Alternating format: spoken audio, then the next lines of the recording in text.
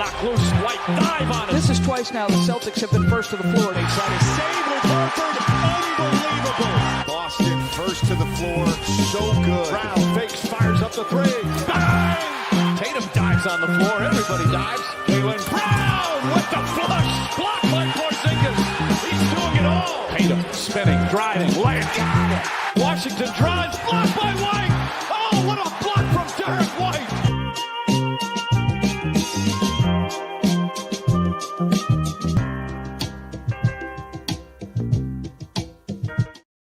First to the Floor podcast, Wayne Spooney here after a Celtics 121-118 victory over the Clippers. Not as close as the score, but I'm here with Jake Eisenberg. Jake, what's up, brother? Not too much, man. Another clutch game for the 2025-2026 Boston Celtics. Oh, man, if this was another year, I would have been shitting my pants watching James Harden take that last three-pointer. Good What Lord. a play. Awesome. Great. Ty Lue, or maybe Jeff Van Gundy. Whoever drew that one up, that was epic. Yeah, it felt like they won this game 3 separate times. Yeah. Between the first quarter, was there a third quarter, and then they were up like 13 with 5 minutes to go. And each time the lead evaporated really, really quickly. Both of which coincided with some bench players coming in. Yeah. A variety of them, I think, contributed to the collapses today. And Simons is clearly a lightning rod topic. That seems to be the thing that's dividing a lot of Celtics fans right now. But what did you think, Spoony? Big thoughts coming out of another matinee W for the Celtics. Yeah, hey, it's a win for better or for worse. So, like a lot of really good things in this game. Like it really feels like Pritchard's starting to get his shooting touch back. Still a little, I mean, like Derek made his threes, still a little bit worried. Not worried. That's not the right way to describe it. He just isn't a primary ball handler. And he's just always going to look awkward in that role, and he's going to be awkward in that role all season. Scal was talking about it, and I think he was right. It looked like Pritchard was being asked to initiate more, at least this game, and with Derek off ball, which I really like. I think Derek's just so damn good off ball or like operating from the weak side against a rotating defense or running sort of the secondary action. And he will get his assists. Like he had 9 today. Yeah. And Pritchard just looks super, super comfortable being that initial guy. And if they, run that initial pick and roll, if they go under, fire away. But yeah, dude, the third quarter, I marked it in my head because I watched the game late and I was like, how is this like a 3-point game? Because we're up 20 with 6 minutes left in the third quarter. And then the bench comes in. Namely, like this particular run in the third quarter was very Garza specific. Like he came in and they just immediately paraded to the rim and got wide open threes. And it could have been worse because the Clips missed a few threes. But I think the PP renaissance is probably the most important takeaway from this game for me. Yeah, it was a good call out from Scal because at first I'm like, is Scal just saying stuff? And then you watch it. It did feel like he was on the ball more. I'll have to kind of go back and watch it and look at some of the usage numbers, but absurd performance, 8 for 13 from 3. And this is kind of some of the stuff that we expected to see. And he's been getting the mid-range stuff going, some of the stuff closer to the basket. It was bound to happen. Yeah. And just like how my shot has come around at Rec League, Peyton Pritchard, 8 for 13. I mean, he had that one where he was backpedaling and caught it and fired it that's such a ridiculous shot. That's such a hard shot. Like he's not typically like a movement shooter, but man, when he has it rolling, the shot making is out of control. But while he's not maybe technically as athletic and clearly not as big as Derek, he's definitely better at getting to his spots just with his strength and the low man wins mentality that he operates with. He just gets his pads lower than everybody else, and he's able to get to spots, bump guys off, and help comes. I'm not sure help should come a lot of the time. Like today, I thought Pritchard was able to get the defense in rotation. I was like, I'd probably just let Pritchard kind of burrow his way down there and contest as opposed to having guys help off the corners. I bet Van Gundy was kind of pulling whatever was left of his hair out. But yeah, I think that's a good adjustment from Missoula, who he's not going to win Coach of the Year because he's not going to win enough. And a lot of people wanted to see what does Missoula look like without a stacked roster. And people are going to see a 500 record and be like, see, he's not a good coach. I think he has his team playing awesome, well. connected. The defense, I've been completely wrong about it. Like I said, they could get a top 10 offense, and I got bullied out of it in the Discord. And I have the receipts. They're now 8th in offense, and where are they? They're down to 12th in defense here, but it's all very close kind of right now. 8th overall in net rating. It's an impressive coaching job from Joe. Yeah, I definitely think so. Pritchard was getting trapped on the pick and roll like 30 feet from the basket a couple possessions. That's just madness. Like I get like the argument is like, we'll trap him. He's not tall, so he can't throw it over the top. But like, you're just basically putting yourself into rotation. And Pritchard, I think the big difference between Pritchard and White, and you're right, low man wins. He's like Maurice Jones-Drew when he's like getting through right? Like the little Great like muscle hamster, Doug Martin style. Yeah. And like Pritchard's handle is just better than Derek's too. Yeah. Like his handle is ridiculous. He had this one setup on the pick and roll where Harden was on him, and Kata flips the screen. Pritchard between the legs left, does that little hezzy, and then comes back right and just rams Harden right into Kata's screen, and he gets a wide open pull-up 3 that he buries.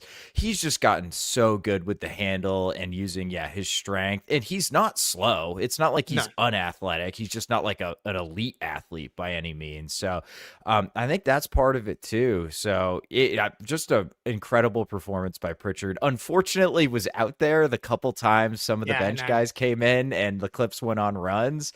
I don't think they were his fault at all. So the plus minus looks pretty bad, but not representative of what I saw in this game from Pritchard. So I thought he was really awesome. ABP, thank you for the super chat. I appreciate Garza's offense atoning for his bad defense. I just don't think it does. I'm sorry. I think I'm going to do a breakdown on the defense because I feel like that's the way they're playing defense is just not sustainable. I think a lot of teams come in expecting like the Celtics of old, where it's just like they're not going to gamble, they're going to keep you in front of you, they're never going to foul. And like the way we're playing defense is so helter-skelter, it's so hectic, it's so aggressive that it catches teams off guard. I'm worried that teams are going to be like, wait a second, Anthony Simons is out there. Why are we like letting them like dictate things to us? And I feel like we've gotten a little lucky with like the Clips in the first half missed a ton of wide open threes. So this game could have been a lot closer, and then we probably lose it if they shoot the ball a little bit better in that first half. So anyway, that was like 7 different points. I'm all over the place. Go ahead, save me, Jake. Well, I was gonna say like the Clips did shoot 40% from 3 overall, but then at the same time, a lot of that was like Harden making all those shots at the end of the game as well. So kind of goes both ways. Gaza it's funny. My friend, shout out to Johnny. He's like, I haven't been able to watch that much Celtics. What's the deal with Gaza? He looks pretty cheeky. And I think if you catch the highlights, or if you're not really like rewatching or breaking it down, you can get lulled into a false sense of security with Gaza. Like if he's gonna make threes, I think he could be a very capable rotation. That's different. Third big with Tatum. I think he'd be really, really fucking good. I think the offense with Gaza out there, because I want to see him shoot more threes, but they're just not generating the same amount of pick and pop threes as they do with Tatum, as they were with like Tatum and Allen, Tatum and KP. Obviously, Gaza's not the same level of shooter as Porzingis, but that's been his whole thing, super high 3-point rate. And the 3-point rate's actually pretty high still when he's out there, but I want to see them find him more. And he gets the offensive rebounds. He's got good touch around the rim. Like, I think as a third guy that can play a little bit, I'm with you. That's different to this is our backup big man for the playoffs.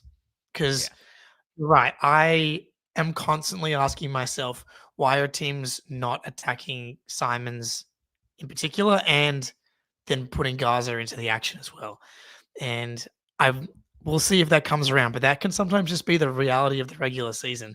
And like a Western Conference team on a long road trip, like playing a ton of games, they probably just aren't super locked in on the game plan. Like this is a schedule type loss for the Clippers, right? Like afternoon game for James Harden. My anecdotal brain is probably telling me he doesn't have an awesome record in those games. But complete tangent. Have you watched any of the Starting Five season 2? I have not. No. Ironically, my wife's actually watched more of it than I have because, like, Oh, nice. I think which is the point of the show. It's kind of more inclusive from that perspective. But I was watching it yesterday, and the James Harden thing. One, he has a son I had no idea about. Two, he has like a long-term partner that I had no idea about, and this whole different side of James Harden. I was like, maybe he actually is getting sleep these days. But yeah, Luka Garza and Anthony Simons can't play well. We've probably gone too long here without talking about Jaylen Brown. And I know 33 points on 33 shots is not efficient. And the efficiency is kind of starting to come back down. The 3-point shot has kind of gone haywire after a hot start. But I'm so glad that they won for him tonight. Like he played 39 minutes. He's looking really healthy. And the dude's relentless.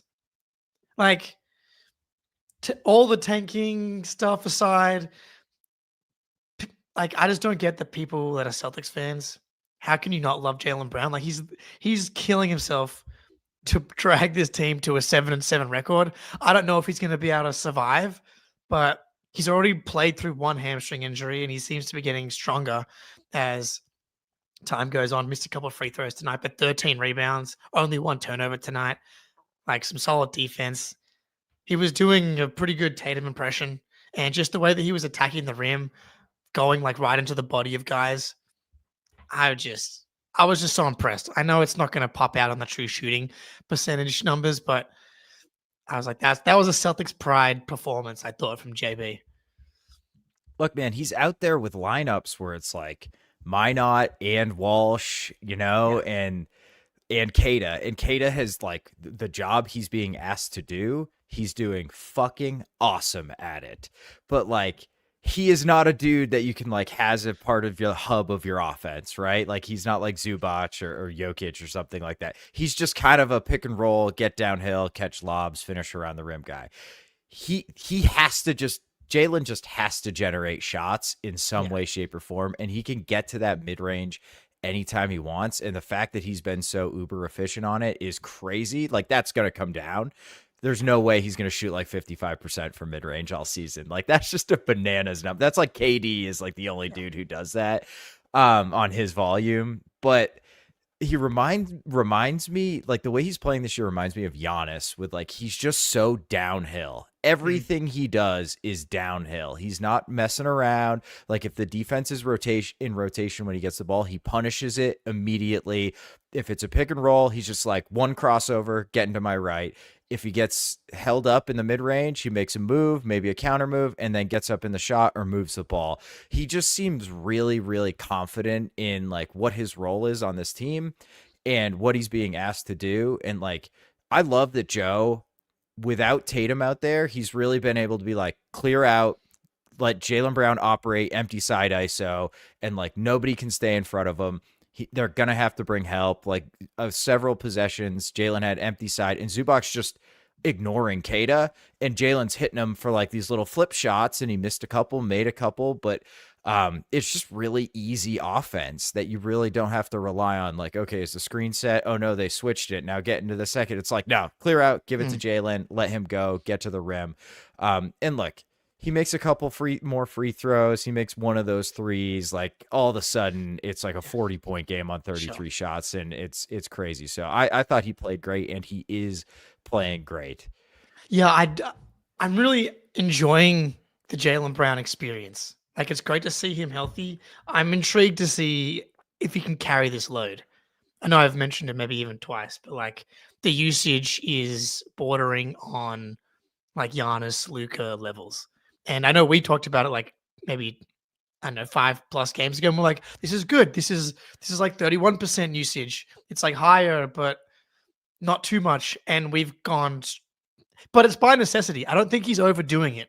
because No. they have no choice, as you just said. Like with these lineups, I love the way the Walsh is playing, and might not been a revelation, but yeah, they can't create shots. I do think Walsh maybe at some point can contribute to some kind of offensive generation, but right now he's still a little hesitant. Jaylen has to do this on the mid-range stuff. So obviously the NBC Sports broadcast was, feeding us the mid-range propaganda, as they should. That's their job. It is maybe a little bit of a worry because the 3-point shot, I don't know what the real level is on Jaylen's 3-point shot anymore. Like it's been kind of trending down for the past couple seasons. I know he can make big shots and open shots. The mid range is unless he's is able to sustain this KD level shot making, as he said. If that comes down, this team is going to be in trouble a little bit because if his efficiency has been trending down from 64% true shooting, it's probably sub 60 now, which is kind of more in line with what he usually does. Yeah. If that continues to if the last 5 games is more what the next 50 look like, I think that could be trouble. But yeah, I don't know what you think about that. The mid range is that because it's fun, but it's probably a worry. Yeah, it's fun and it looks awesome, but as a team, this is not just a Jaylen thing because Derek and Pritchard are getting into a lot of long mid ranges too, and it's not just mid ranges in general. It's how deep these mid range shots are. We are first in long mid range shot frequency in the NBA, very very easily as a team, and we're 6th in accuracy, and outside of the Knicks aren't even in the top 5 in long mid-range jumpers, and they have Brunson who kind of lives on that shot. I'm not sure we can keep up that volume, crazy, easily league leading volume at the 6th most accurate, almost 46% for mid-range, which as a team is a pretty bananas number. So I think that to me is even if Jaylen keeps pretty close to this, you expect probably Pritchard and Derek are going to tick down a little bit. And then it's where are those shots coming from? They're probably still going to come from the mid range. And it feels like maybe a tower of cards here some ways offensively, a little bit of smoke and mirrors that these shots are going in. But I don't really know what the other option is. Tatum's not just going to show up and be like, don't worry, guys, we're now going to lead the league in wide open threes again, and this is going to be super easy. We just have to take them, and there'll probably be some ugly nights, and there'll be some nights where we look like Carmelo, 5 Carmelos out there. And that's how you end up around 500 in the NBA. Yeah. I know. We keep wanting to push into the top 6 or drop into the top 10. And we're going to end up the over-under was set at 41.5, and they're going to end up being between 39 and 42. Yeah. That's what it feels like right now. Just they're talented enough, they're playing hard enough, they're connected enough to not be bad to drop into those teams, but just not good enough to this Clippers team has been horrific. And their biggest win of the season was that double overtime win against the Mavericks, who have been one of the worst teams in the Western Conference. So I don't really understand this Clippers team's not that different from last season. They were playing a lot of guys. I haven't watched any Clippers outside of some highlights, and I was like, Jordan Miller, Kobe Sanders, hey? All right. That's probably not good that those guys are playing 20 plus minutes a night. I actually thought they were okay. But we should probably take a quick break and wrap up the Clips game here. All right, PrizePicks time. Let's do it. I think Jaylen Brown more on points is just the way to go here when it comes to PrizePicks. Whether it's Drake May, the MVP, season rolls on. Unfortunately, the Seahawks couldn't quite get the win for us. That would have really helped the Drake May MVP campaign, but Travion Henderson in the Garden today as well. Let's go more on Travion yards, unless Ramondre comes back and Mike Vrabel goes back to his old ways. But Derek White, rebounds, assists, more. He continues to kind of stuff the stat sheet. A lot of ways that we can go here. And don't forget, PrizePicks offers injury reboots. So if one of your players leaves the game in the first half, doesn't return, PrizePicks won't count it as a loss. Download the app today. Use code CLNS to get $50 instantly after you play your first $5 lineup. Download the app today. Use code CLNS to get $50 instantly after you play your first $5 lineup. It's good to be right. All right.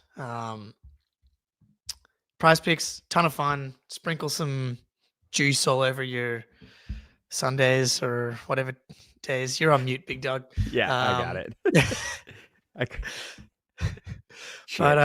Too much juice being sprinkled over here. Forgot to think. That's what happens when the juice gets sprinkled. The chat's been ridiculous with the PPs and the loads. So, I know. Rivens is going off. Yeah. I appreciate it. So we will get to Hauser as well. I just want to pull this comment back up because he was on my notes to talk about it. I know you guys don't want to talk about it, but with the way this team's being constructed, I don't think Hauser has long with this team. I don't know if that's a shot at us for being Hauser tinted glasses when it comes to this podcast, which probably true. We've been right. Simons, We've been right about him. Yeah. He is in a horrific cold spell right now. Yes. Anthony Simons played 11 minutes in 12, this game. Basically. 12. Yeah, 11:57. And people are, there was like, should he be starting over Pritchard? There's Joe Mazzulla has ruined this player.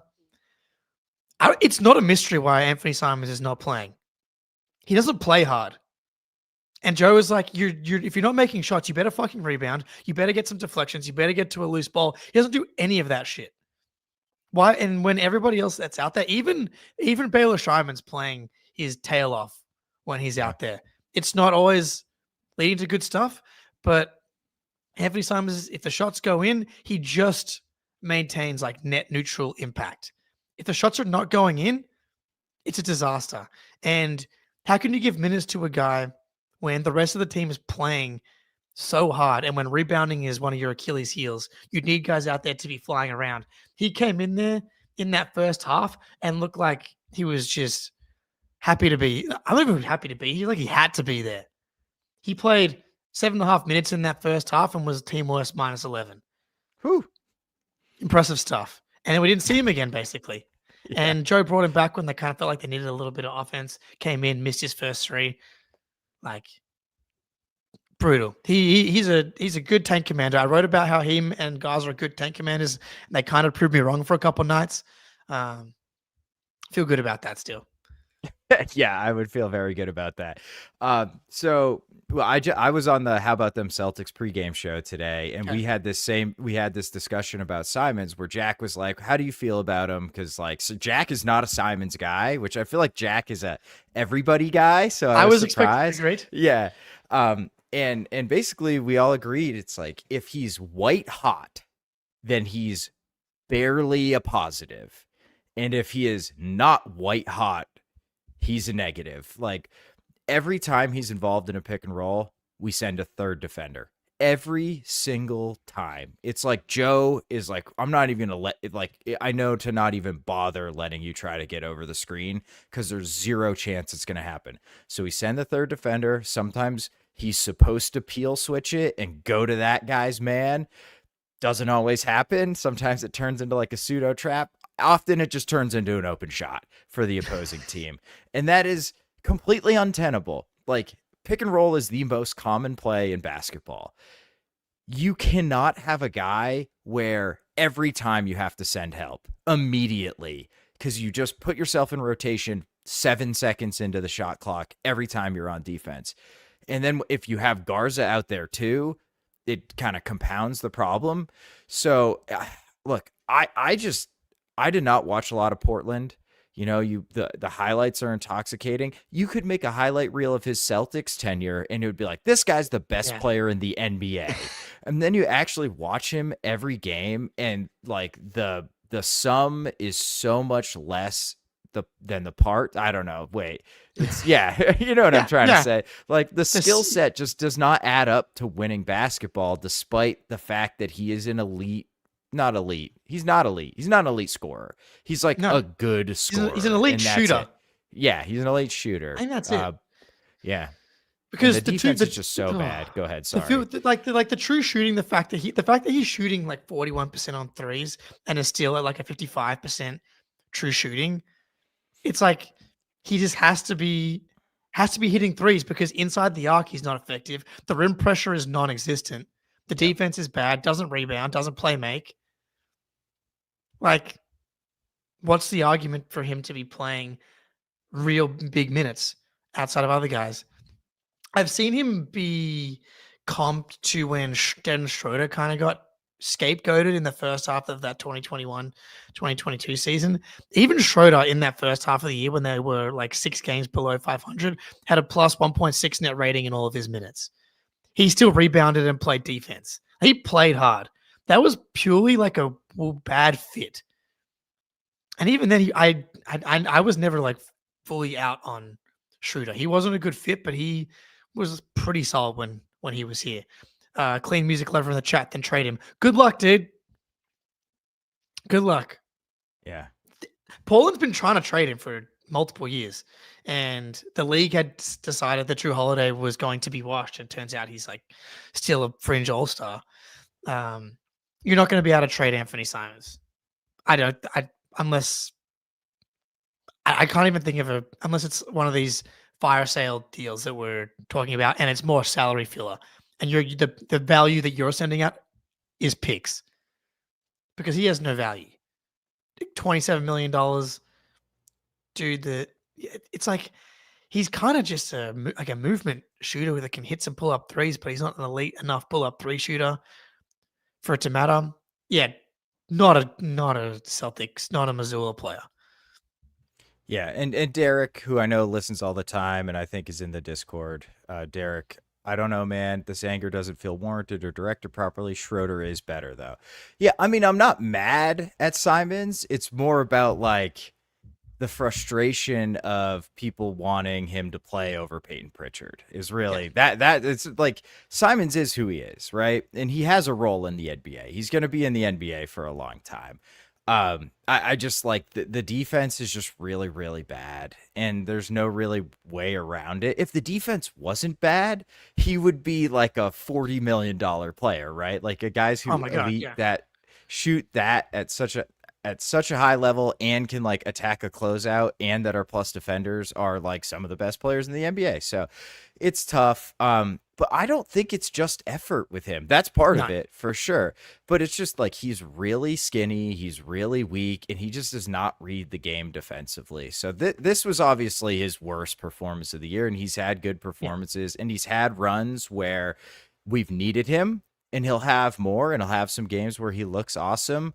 But I just think on balance, like I just don't think he can be a legitimate guy in a playoff rotation. It's not just effort, and we said it coming into the offseason. People want to talk themselves into you get him into the Celtics culture and Missoula ball, and he's going to play better defense. It's too late. Guys that are bottom 10 percentile defenders for their entire careers, 5+ years of it, that's not turning around. It's like D'Angelo Russell saying he wants to be Derek White. The ship sailed. That shit gets built when you're 14, 15, 16. You're building your way. You're going to fight your way through D2, the Derek White path, the Peyton Pritchard path, where you had to deal with like you might not get to play basketball as your career unless you provide all this other stuff because you're not big enough, strong enough, more athletic enough. Anthony Simons has probably been a bucket for so long. I'm not familiar with Anthony Simons' high school and college careers, but I would venture a guess that he was a flamethrower for a very long time and wasn't asked to play defense. A lot of the Jalen Green type vibe. Like, it's hard to learn that at this point in your career. And so, I'm not mad at him. Yeah. Yeah. Part of it is unlearnable. Like there are just guys who get it, who just like can read the game at a different level. And there's degrees of that, right? Like there's guys who can read the game really well and are not Luka Doncic or Jokic or something like that, right? But they still have that innate ability to just kind of know where to be on the defensive end. Look at Ugo. dude stepped on an NBA court and already has really good defensive instincts for an NBA player. Obviously, he's got the size and strength that Simons doesn't have. But just from like a where to be, Simons is, it's tough, man. And he is really, really bad at screen navigation. Like really bad at it. And that partially feels innate too. Like some guys are just really have the knack to like get that leg up and over and get through the screen. I'm sure they practice that, but part of it's just kind of like the dude, like some dudes are just good at that stuff and Simons isn't. So he'll have some fun games, but this was a disappointing one. And the Clippers are not good. They're horrible defensively. That's the thing too. Yeah. Rubai in the chat. Remember, White was off his first few months here. He can't turn around. I'm assuming he meant he can turn it around. But that was the thing, and that was a good litmus test for ball knowing. Was Derek White couldn't make a shot for the whole first year that he was here, and he was still awesome because Derek White does everything: rebounds, takes charges, blocks shots, play makes, connects, just very simple like hit ahead passes type stuff. Always in the right spots. Doesn't have your defense get into rotation as much. Making shots is not the only thing. It's important. And actually kind of funny to listen to Kevin Durant on starting five be like, it was like, that thing that went viral about anyone can bend their knees and play defense, but it's all about making shots. So, don't know about that. Couple little things before. I mean, we can kind of tie this into the trade stuff, but Sam Hauser struggling and Ugo not playing is interesting. It's like I'd rather give those 11 minutes to Ugo right now than Anthony. I don't begrudge Baylor getting a shot. I think it's fair that he gets to mix in with like the Minot and Ugo's, even though I would personally rather see them go to the younger wings than Baylor, but he's played well enough, I think, in his minutes to get a shot here. But Simons, Hauser, the young wings are playing well. Hauser can't shoot. Defense I thought was pretty bad from him at times today as well. With the resurgence of the surgence of the young wings of Minot, Ugo and Walsh, is there a Hauser plus Simons trade? Is there multiple trades? Do you feel the same way about Hauser? I just look so much at you. I'm so sorry. No. So am I worried about Hauser like shooting wise or like how he's gonna play wise? Like no, Hauser is one-dimensional offensive player.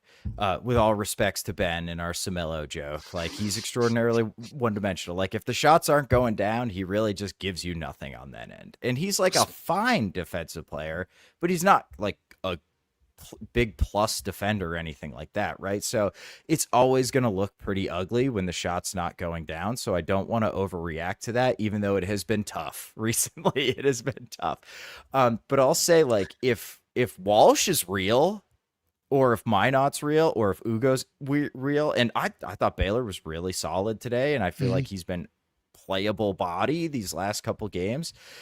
If you really trust one or two of those guys, like Hauser has a very tradable contract and he has value around the league. There's no doubt in my mind, like 6'7" elite shooters who can defend their position at $10 million a year, like a great contract, have a lot of value. So if you're going to attach him to Simons, that gets you to about $37 million a year. You can kind of go big game hunting, man, and then you can throw all the picks you want at it and see what's out there. So I would not be against trading Hauser, but that would be only depending on if Brad and Joe truly trust the guys behind him. Yeah, I'm with you. I think that it's scary, and I want to see more from the young wings because like it's fun right now. And again, Walsh, he's just playing so well that we didn't even talk about him today. Another 33 minutes from him. And the defense is legit. The rebounding is fucking legit. He's everywhere defensively, which is awesome. Another 3 steals and a block tonight. But I've seen Sam Hauser be like really good in the NBA finals. It's a pretty high bar. Yeah. And so it would scare me to be like, okay, we're going in on these backup wings. without seeing more. It's been 14 games. To put your eggs in those 3 different baskets is somewhat concerning or terrifying. Yeah. Especially when especially when you think about like regular season versus playoffs, and like no one's guarding any of them in the playoffs. Like even if Hauser's missed his last 10 shots, he's still getting guarded in the playoffs. That's just who he is. And so that would be my concern. But yeah, if the right trade does come along, and that maybe is the transition here, Zubas doesn't even require you to attach both of them if that is happening. Would you trade for Ivica Zubats? Yeah, yes, I absolutely would. I don't really know what the Clippers think they are or what direction they're headed. So I guess we'll move on. We'll move on from the Clippers game. The Clippers are bad. This was a really fun game. So like this next section, we're gonna talk about like teams that are playing really, really horribly to the point where some of their pieces might be available for trade. And like it makes sense. Let's start with the Clippers. They're now 4-9, I believe. And like Zubac is like a pretty obvious dude who might get moved depending on what the Clippers think where they are and like what they do with Kawhi and Harden. So I suspect they will not be interested in trading him. But if he were available, I think we would be crazy not to go for him. Well, the other piece of it is that they don't own their own pick, and Oklahoma City, of course, owns their pick. And we might have to start a Patriots podcast if the fucking Thunder get one of the top 3 guys in this draft, because like there's going to be no point at that point. So I'm not sure why the Clippers would do it, because it's like unless you get an overpay, and I'm not sure the Celtics are going to overpay in this season. I guess I'll ask you this: would you do I know what money work? Would you do Simons and your 2026 first round pick this year today for Ivica Zubac? You don't get to be like, I wonder what our record is. It's like we're leaving Zubac in Boston. He's not coming back. Okay. We can't afford his extra weight on this flight. Oh man, dude, that's a really tough one. So his contract's pretty ridiculous, right? It's In a good 20 way. million a year. It's like, like 19 million a year annual value, locked up for 2 more years after this one. Age appropriate for this team, 28 years old. And then the second you acquire him, if it's just for Ant, you bump Keita into backup center, and he will be an awesome, awesome backup center. I prefer, like, I really wish we could find a 5 that could space it, but Zoo has the passing chops. He's an elite rim protector. He's an elite finisher around the rim. He's a great screener. So like, man, He's like he's like Luke Cornett on steroids. Yeah, basically. That's a great point. Yeah, that's a good one. I think you got to do it, man, because it gives you that Tatum window. It gives you a legitimate, like, borderline star. I mean, center that's, going to be in his prime the next few years. Yeah, I have to do it. I know, like, we talked about it at the top here. The Celtics are just not going to be bad enough unless they sustain bad, like, injuries to fall into the top 9. And like that's where you need to be in order to get like a 20% chance at a top 4 pick. If you're below that, your odds of jumping into the top 4 are below 10%. And I get that the Mavs have jumped in, and I get that that's too low of a percentage for me to roll the dice on to pass up trading for someone like Zubac, because that is the very clear need on the future version of this team is the big man spot. And if Zubac is available, that's the move. I think this is probably an off-season move, though, if it does happen, which creates more complications because you don't have the Simons contract to trade. And then it becomes, do you trade Derek White? Is it a 3-team Derek White trade for Ivica Zubac? And you probably have to say yes, honestly, sadly. I don't know. Yeah, we'll see how Derek plays for the rest of the season, man. That's tough. That's a tough one. That would really give me pause to move Derek. Steve Zilla Spoonie is describing young Al. Al could always switch. And that Yeah. was what made Al Horford game breaking, is that he was a great rim protector and he could switch. He was basically like Bam, but with like a more complex offensive game. So Zoo can't do that.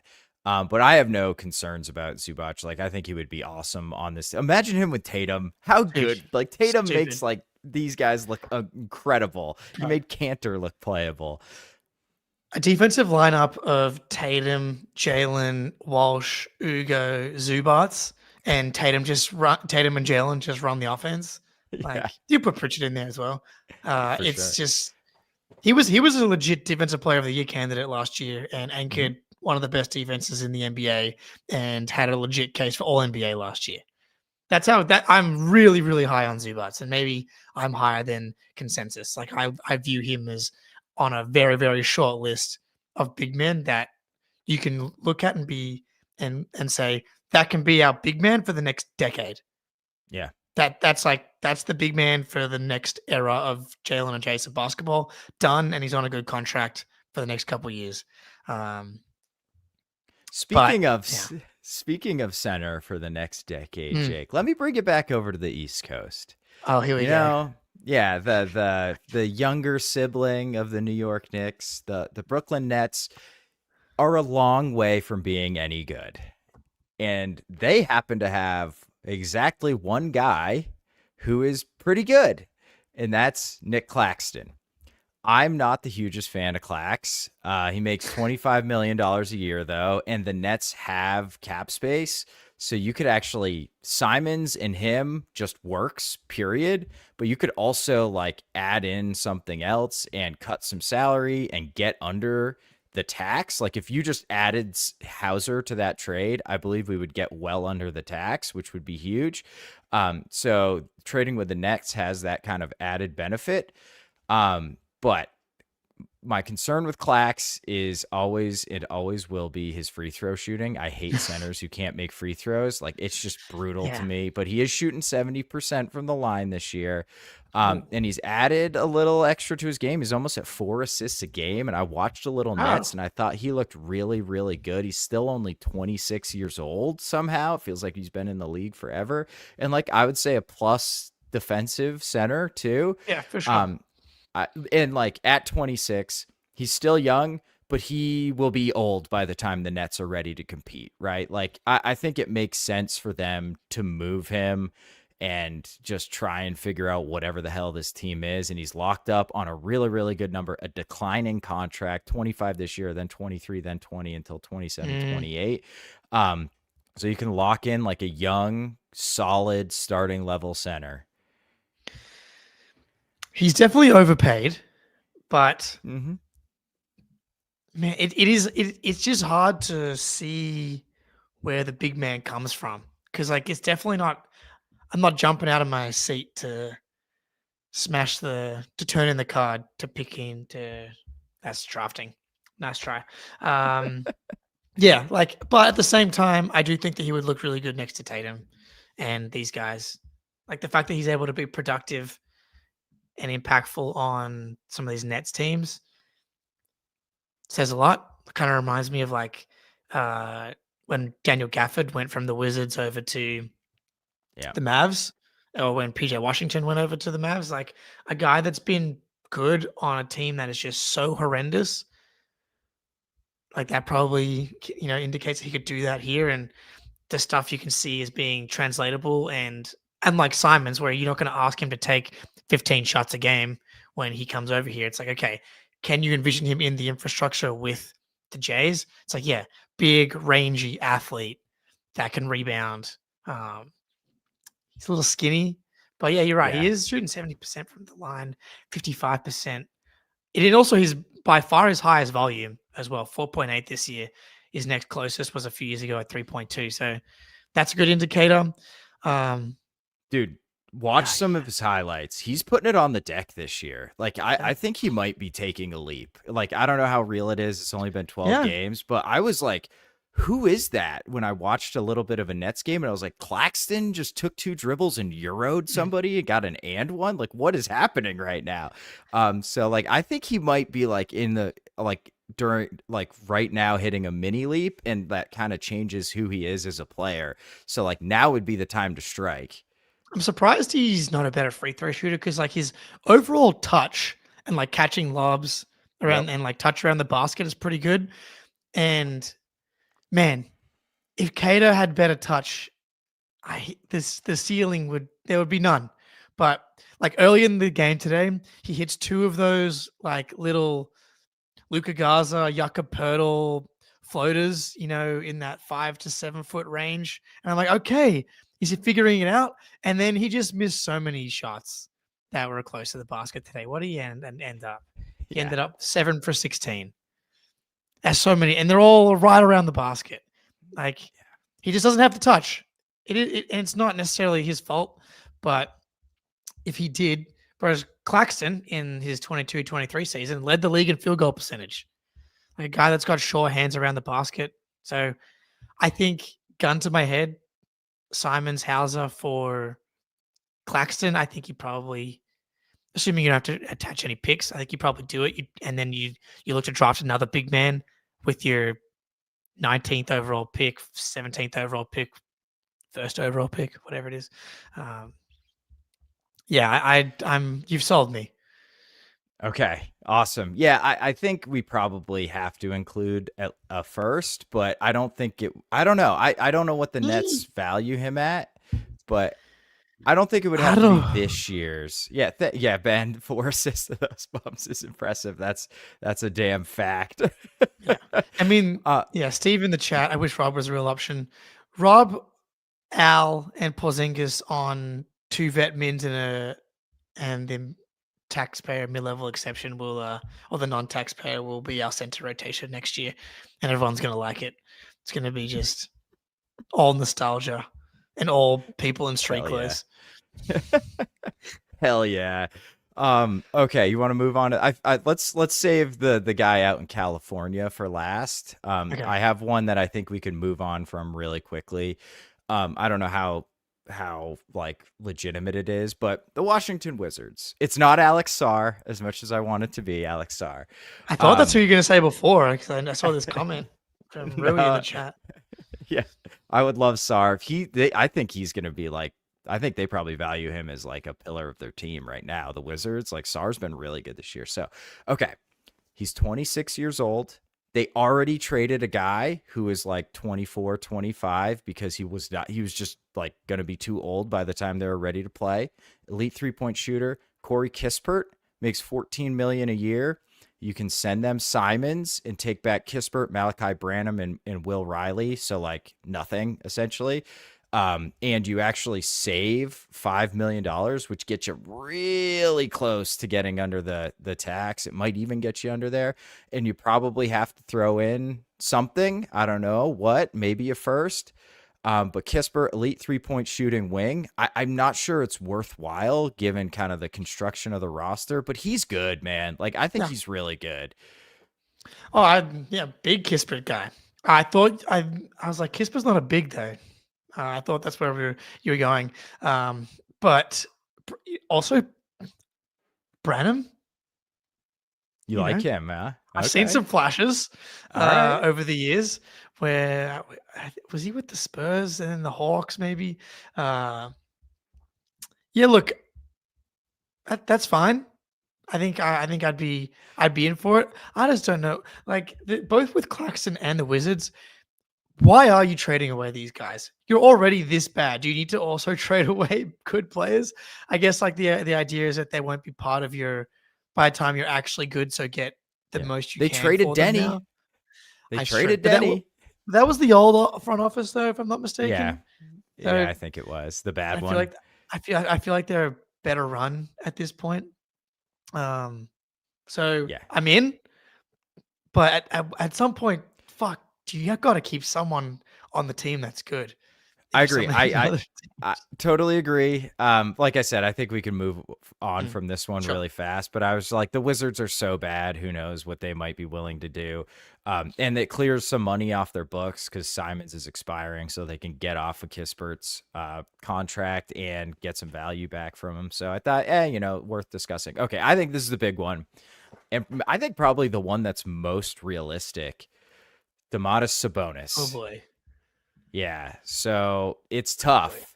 It's tough to make happen. So obviously you start with Simons, and then I think it's got to be Hauser and Pritchard, if I'm not mistaken, unless you start adding in Derek White. Yeah. So boy. where are you at generally on Sabonis? And like, are you willing to, like, is Derek White on the table? Or Hauser and Pritchard on the table? Where are you at? The offense would be so good with Sabonis. True. The offense would be so good with Sabonis. But with Claxton, it feels like you can kind of get out of it if you need to. And Sabonis is a guy I can see you getting stuck with. Like if it doesn't work, you can probably flip him, but you're not going to be able to like maximize the value in the return.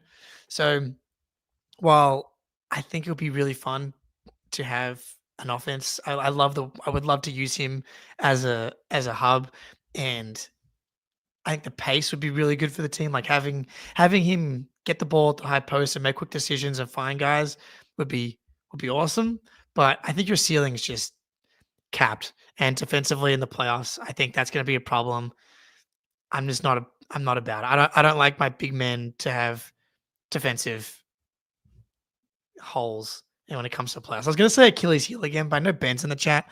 That I don't want worked to give too. Yeah. PTSD too many times. But yeah, for your fatal flaw to be defense as a big man when you're a team that's trying to win at the highest level, I'm just not pulling the trigger. Yeah, I think that's fair. Okay, you can make it work with just kind of the Celtics poo-poo platter. Well, not poop, that's mean, but Hauser, Ugo, Baylor, and Tillman, like Simons, and then those four guys does work as well. So like there are ways to do it without Pritchard, but I'm with you. I'm not a Sabonis guy. Absolutely never have been. I just think the defense is too bad. He doesn't have a position on the defensive end, and we've never seen, like, when has a guy like that been one of the best players on a championship team? Like, people will point to Jokic like as similarly like defensively challenged. Jokic is a good rim protector. Like he's not a great one. He's having a tough rim protection year this year. I just saw some stats, but for the most part, he is a good rim protector. Sabonis is not. He can rebound, great, and he kind of just like envelops your offense, and you like have to play Domantas Sabonis offense. You can't play in another way. It's got to be the Sabonis post up handoff game because he can't shoot and he needs the ball in his hands to be effective. And like, I do think it would work really well, but I feel like it just makes you kind of one-dimensional when he's on your team. So I'm just not a Sabonis guy. I like the rebounding. That would be good from a defensive side of things. But yeah, no, I'm not about it. He's like a big man Anthony Simons. But I will give Sabonis credit. He plays as hard as he can. I think Sabonis definitely is like maxing out who he can be as a basketball player. Yeah, the Jokic stuff. I watched the Timberwolves Nuggets game, and great game, great basketball being played over the weekend.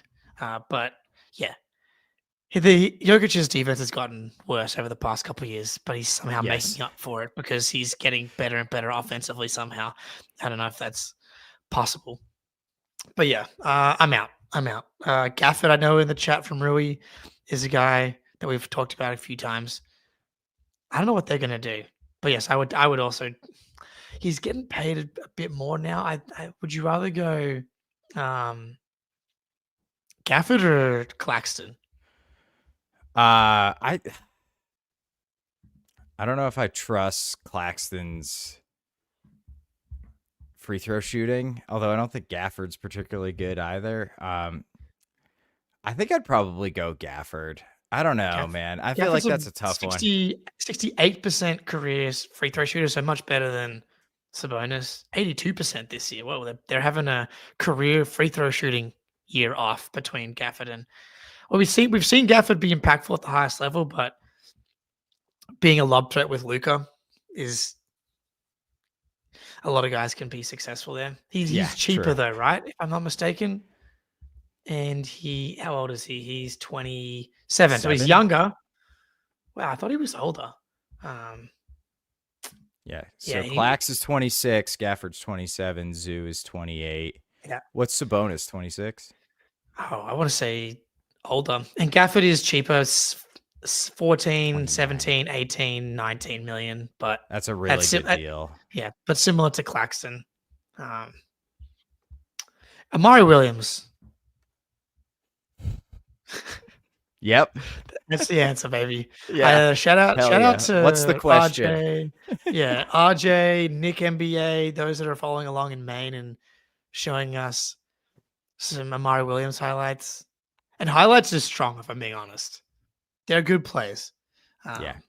Which is good. And I'm just never trusting the G League again, really. Not I for love big men.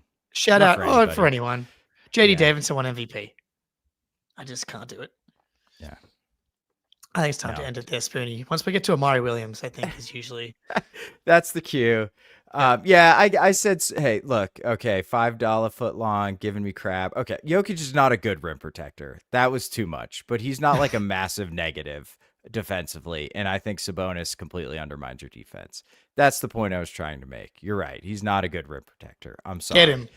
Take him down. No, he's right. I was wrong. I'm admitting that was a mistake when you talk as much as we do. Sometimes you're not totally thinking. Oh, yeah. I'm with $5 foot long. I'm telling him to get you. I'm like, good. Oh, yeah. All right. Yeah. Kill me, bro. Take him down. Amari Williams, I don't see it. Whatever. I hope he's good. Me shout out to too. the guys. But I just don't. JD Davidson, your Sydney King, says Ben. Hell yeah, that's what I'm talking about. He'd cook in the Australian League. He would dominate. All right, let's get the hell out of here. Jake, it's a pleasure as always, buddy. We are out. Peace.